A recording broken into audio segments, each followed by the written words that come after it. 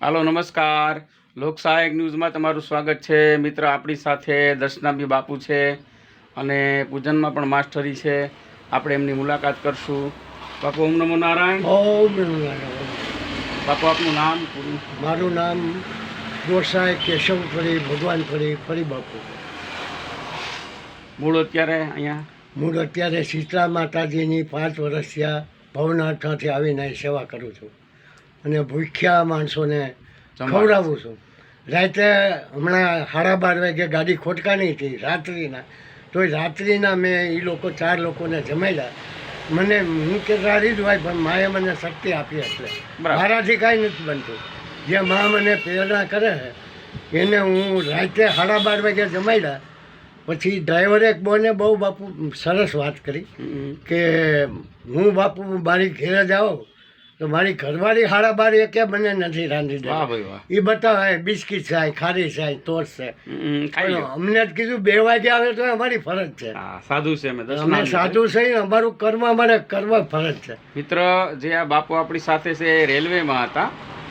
એ રેલવેની નોકરી છોડીને અત્યારે સાધુ બની ગયા છે. દસનામી જ છે. ઓકે બાપુ, બરાબર. રેલવેમાં હતા તમે? રેલવેમાં હતા. છેલ્લે પોસ્ટમાં સર્વિસ કરી, બ્રાન્ચ પોસ્ટ માસ્ટર તરીકે. છેલ્લે પોસ્ટ ખાતામાં. પોસ્ટ ખાતા. એમાં મને મેડિકલમાં અનફિટ કર્યો. બરાબર. કારણ કે એને દારૂની કોથળી માગી સાહેબે. મારા ભાઈએ ના પાડી કે ભાઈ દારૂ ને અમે અડી નહીં.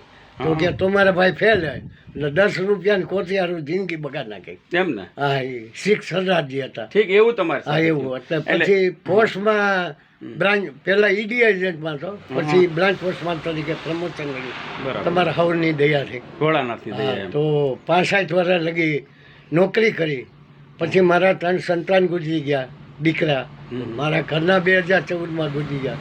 પછી ભવનાથમાં જઈને ભક્તિ કરવી એવો થયું કે ભગવાને આપણને ભજન કરવું.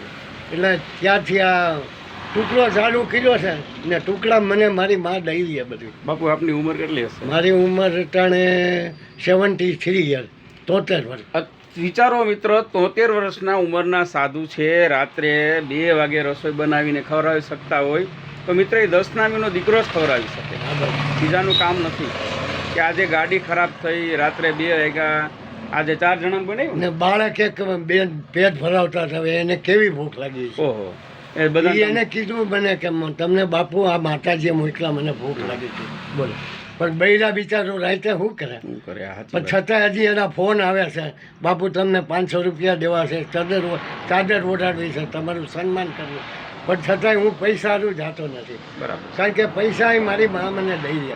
પૈસા બહુ મહત્વની વસ્તુ નથી. આપણે શું કર્મ કરવું, આપણે માનવતા. અને બાપુ, આની પહેલા આપણે પૂજનનો આપ્યો તો વિડીયો, 2 વર્ષ થઈ ગયા હશે? હા, 2 વર્ષ થઈ ગયા. કેવો રિસ્પોન્સ મળ્યો? બહુ. મને આ બાપુની દયાથી 10 દિવસ 15 દિવસ મહિનામાં ક્યાંક હોય ને હોય. આ મંદિરની કોઈ જાતની આવક નથી 10 રૂપિયાની. પણ આ બાપુ જ્યારે ભગવાને એને ભોળાનાથે મોકલા તે પછી મારી રોજી ખૂબ સારી રીતે હાલે. ને શિવ પુરાણ બેહાડવાની ચૈત્ર મહિનામાં ઈચ્છા છે બાપુને મેં હમણાં જાહેર કરી. ના બાપુ, આપણા કથા આપણા ભારતી બાપુ જ છે. હમણાં એમની સાથે તમને વાત પણ કરાવું. તો બાપુ, મારી દયા નથી, મહાદેવની દયા છે. મહાદેવે આપણે મોકલા એટલે હું બહુ ખુશ થયો. 32 દેશમાં મને બાપુ, આપણે ઇન્સાનનો એક નિયમ છે કે આપણે, મારી એવી ઈચ્છા છે કે હું પોતે એક અખબાર તો ચલાવું છું, લોકશાહી ગુજરાતી ન્યૂઝ. એ મારો પોતાનું કામ છે. પછી બીજું, હું ગુનાહિત પ્રવૃત્તિ અટકાવનાર નેશનલ પ્રેસિડેન્ટનો NGO ચલાવું છું અને એક સંસ્થામાં મંત્રી છે.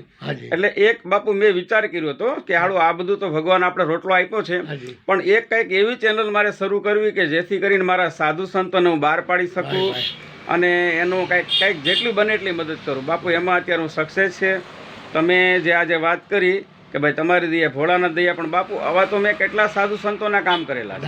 અને મારી એવી ઈચ્છા છે, ધન્યવાદ કહેવાય ખરેખર, દસલામાં આવા સપૂત હોવા જોઈએ. બાપુ, મારી એવી ઈચ્છા છે કે અંત સુધી, જ્યાં સુધી હું જીવું ત્યાં સુધી મારા સંતોને ઉપયોગી થવા જોઈએ. આ મારી ઈચ્છા છે. ધન્યવાદ. અને બાપુ, એકવાર ફરીવાર આપણે પૂજન માટે આપણે મૂકી દઈએ. પૂજન માટે તમને કોઈને બોલાવો હોય તો આપના મોબાઈલ નંબર જાહેર કરો.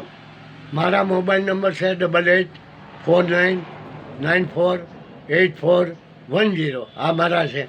ને ગુજરાતીમાં કહી દઉં, 88 49 94 84 ને 10. આ મારા મોબાઈલ નંબર છે. ને કોઈ પણ ગરીબ માણસ છે પૂજા પણ નહીં લઈ શકતો હોય તો હું અહીંથી લઈને આવીશ. હા બધું હા બોલો. મારી એટલી દશનામને મને સંતોની મારા આપણા ભોળાનાની ખૂબ દયા છે કે કોઈ પણ ગરીબ આમાં બધા આપણે હરખા નથી સરખા હોતા. હોતા નથી હા. કોઈ પણ ગરીબ હોય તો એને આપણે પાણી પીતા કરવા આપણી ફરજ છે ને આપણો ભાઈ જ છે એ ભાઈ હોય કે દશનાને આપણો ભાઈ જ ભાઈ કહેવાય. હોય તો આપણી માં છે હા. મધર એટલે આપણી ફરજ આવે છે કોઈ પણ ગરીબ હોય તો એને માટે હું ઘરનો નવો પૂજા લઈને કરી દઈશ. વેલકમ એમ ગમે ત્યારે આવી હા શકે બરાબર. સીતામાના મંદિરે એની ટાઈમ વેલકમ અને મિત્ર આવી પણ શકો અને ફોનમાં વાત પણ બાપરે કરી શકો.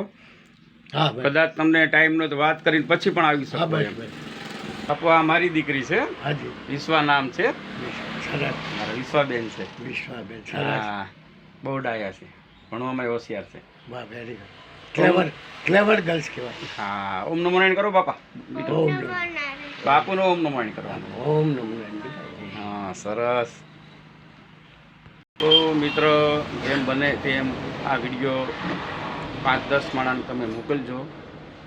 એનું કારણ છે કે ગરીબ માણસ હોય એમને બિચારા પાસે પૂજન કરવાના પણ પૈસા હોતા નથી, એવા ઘણા બધા હોય છે. એના માટે આઈ એમ રેડી એમ એના માટે બાપુ કમ્પ્લેટ છે, એટલે આ સેવાનું ગમે કામ છે. ત્યારે એમ અને મિત્ર મારી L news Jitendragiri channel subscribe કરજો. આવા સાધુ સંતોના તમને હું દર્શન કરાવીશ.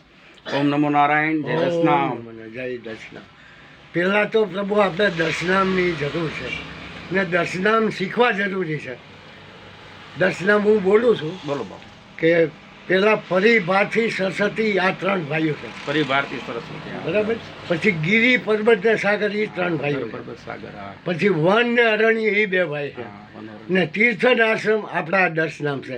જતી સતી નાથ જે કાંઈ અટાણે કરે છે એની માટે મનાઈ નથી, પણ જે આપણા 10 નામમાં છે એમાં આપણા છોરું જાય તો ઘણો બધો ફેરફાર પડે. બાપુ એક પૂછવું છે મારે હાજી તમને. બોલો બોલો.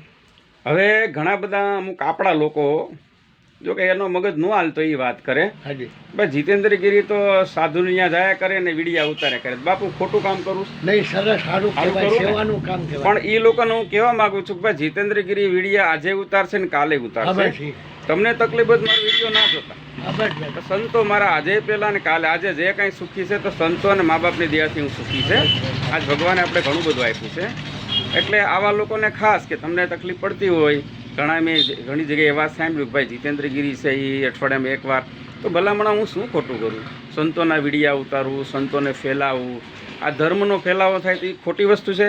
એ આ વસ્તુ તો કામ- મારી સારી છે. આ કામ કરવું બહુ અઘરું છે ભાઈ. જે કંઈક આવા વિચાર કરતા હોય એને બદલે એવા વિચાર કરવા જોઈએ કે હજી 2 સાધુનો ઉપયોગી છે હા એવું એવા હોવા જોઈએ. મને પણ ઘણા આપણા દર્શનમાં ખૂબ અનુભવ છે.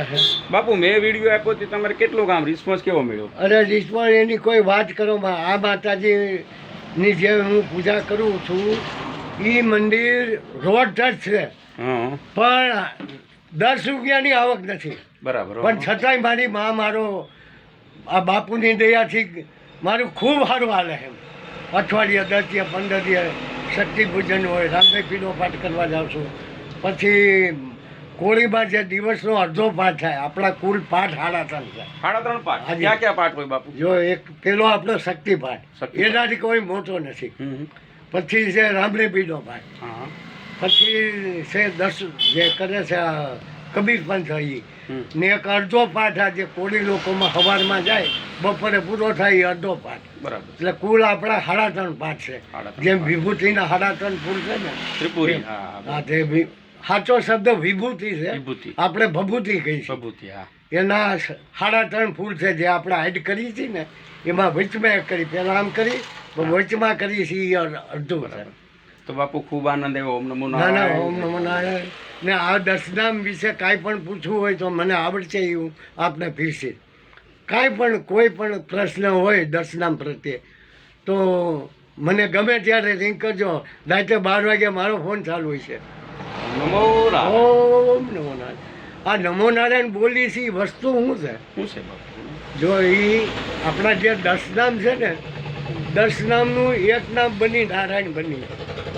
એટલા માટે આપણે ઓમ નમો નારાયણ કહીએ છીએ, પણ ઓમ નમો નારાયણ બોલી છે એ શું છે એ આપણને ખબર નથી. બરાબર છે. દશનામ આપણા શું છે એ આપણને ખબર નથી. તો એટલી મારી દશનામ ભાઈઓને વિનંતી છે, તમને ન આવડે તો એની ટાઈમ ગમે ત્યારે મને ફોન કરો. અગર તો હું તમને લખાવીશ ને લખીને ખિસ્સામાં રાખો કે જેથી કરીને કાલ અમારે આપણને એમ કે જો મારો પોતાનો એવો દાખલો છે. જ્યારે મારા મેરેજ થયા ત્યારે એક બાપુને હું જમાડવાનું તો મારા બાપુના વખતથી ચાલુ છે. બરાબર છે. ને અમારે રેલવે સ્ટેશન છે જેતપુર અમલી, તો કોઈ પણ ભીખા પ્યાસા હોય હાંડાવાળાને કીધું અમારી ઘરે મોકલી દેવા. તો એ સાધુ આવ્યા તે હું હોમગાર્ડમાં હતો એટલે મારી ખાખી જોડી ચીંગા બાપુ કેટલા વર્ષ જૂની વાત છે? આ લગભગ માનો ને મારા 80-85ની છે, 1980. બરાબર. પછી જમાડ્યા એટલે મને કે તમે પોલીસમાં છો? મારી ઓલી ખાખી જોઈ ને એટલે હા. મેં પોલીસમાં નથી પણ રાઈટ હોમગાર્ડમાં જાઉં છું. ત્યારે ફક્ત 8 રૂપિયા હતા ને અટાણે 400 છે. વિચાર કરો તમે. હા હા. છતાંય મને ભોળાનાથની દયાથી જ્યારે હું પોસ્ટમાં ગયો ઈડીમાં ત્યારે આ બાપુ જેવા જ મને એક ભાઈ મળ્યા. એટલે હું થેલો મૂકવા જાઉં તો અમારા જનકભાઈ પંડ્યા હતા, મારી હારે ભણતા, સ્ટડી અમે બે હારે કરતા. તો મને કે પરિબાપ તમારે હોમગાર્ડમાં રહેવું છે? એટલે મેં કીધું હું દિયર? તો કે રાઈટ પાડી આવો ને તો 8 રૂપિયા મળે, 30 નાઇટ કરો તો 8